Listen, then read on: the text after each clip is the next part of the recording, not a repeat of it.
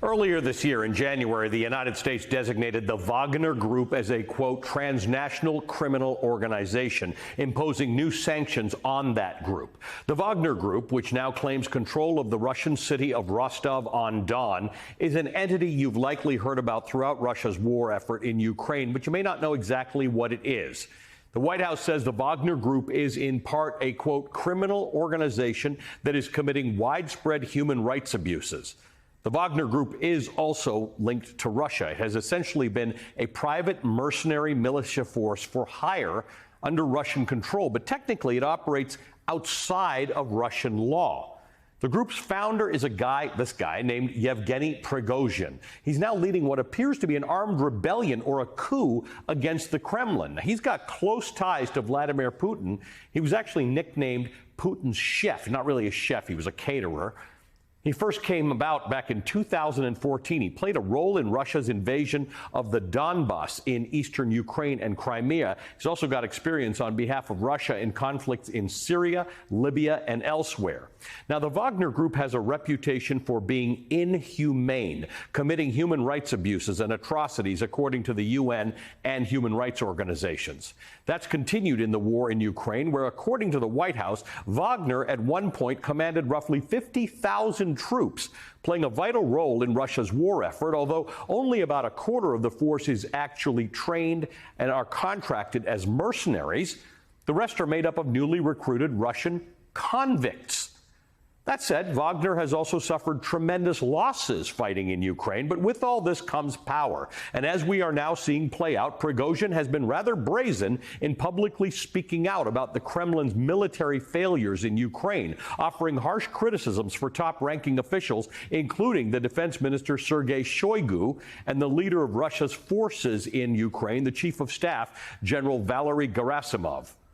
Back in January, the White House said it believed that there were, quote, mounting tensions between Wagner and the Kremlin, and that Wagner has established itself as a, quote, rival power center to Russia's own military.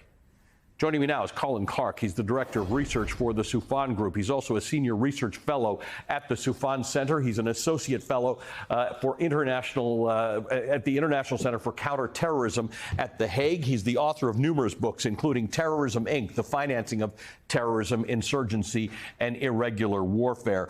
Colin, thank you for being with us. I believe the Soufan Group's got a report coming out on the Wagner Group this week. But I need you to help me understand this. Until now, we have known them to be a mercenary group, soldiers for hire, generally speaking, higher caliber soldiers than the Russian military has been able to recruit for itself during this war.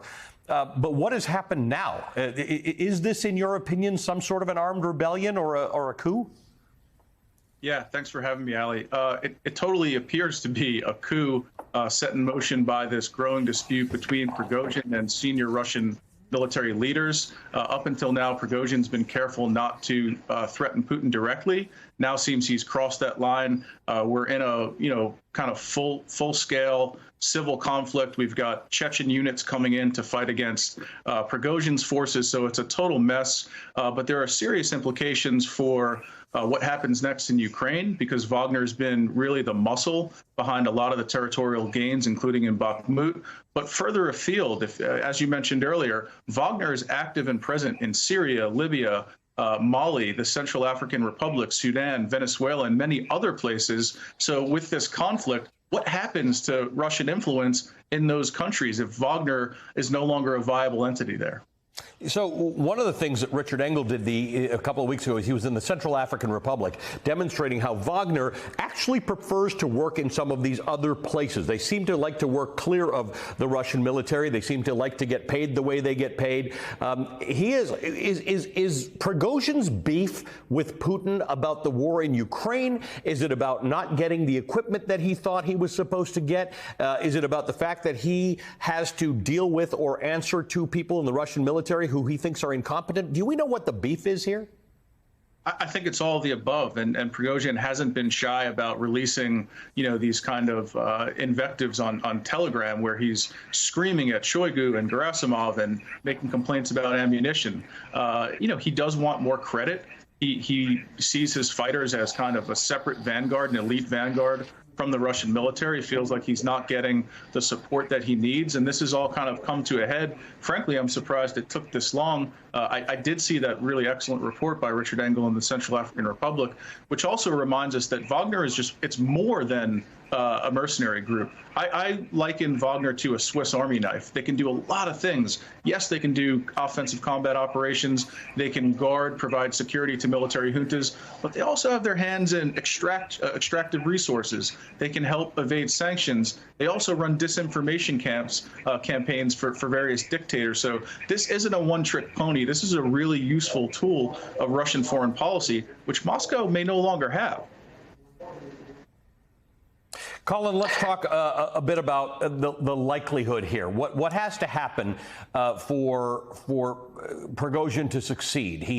We have unconfirmed reports that they may be moving on from Rostov-on-Don. Maybe they're keeping some people there, but they are moving toward Moscow. He may or may not. He claims to have 25,000 troops under his control. That may or may not be true.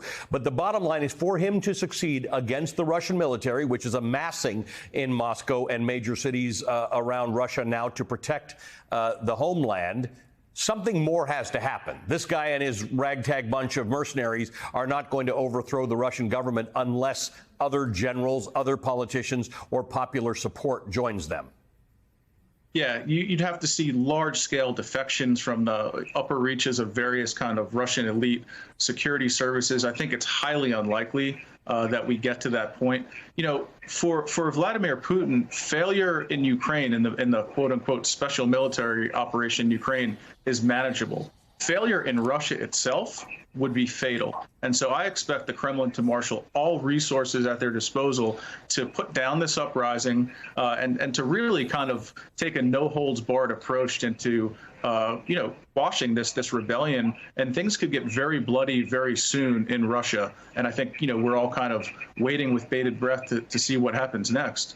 What should my viewer, who probably reflects some of my views on the fact that Russia shouldn't have invaded an independent country, think about how any of this plays in terms of the war in Ukraine? I'm trying to underscore the point that Prigozhin would prosecute the war in Ukraine too. Yeah, absolutely. So I think there's various opportunities for the Ukrainians now to make significant gains, to press their counteroffensive, to retake certain territory. Moscow is distracted, to say the least. And I think, the Ukrainians have proven adept throughout this conflict at information warfare. So we're likely to see them attempting to kind of muddy the waters even further. And so there could be significant gains coming on the heels of this. Really a great opportunity for Kyiv to retake some of the territory that the Russians have gobbled up over this course. I'd also like to say, this should be kind of an inflection point for those in the West, in the U.S. and NATO countries that haven't supported the war up until this point, haven't supported the support to the Ukrainians. Look, it's working. We need to kind of hold the line here because Russia is crumbling, and all this support, both in terms of material support but also moral support, makes a difference.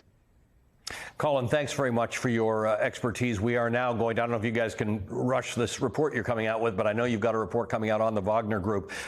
People were always interested in it. Now it's imperative that we understand who they are. Colin Clark is the director of research at the Soufan Group. He's the author of numerous books, including Terrorism, Inc., The Financing of Terrorism, Insurgency, and Irregular Warfare.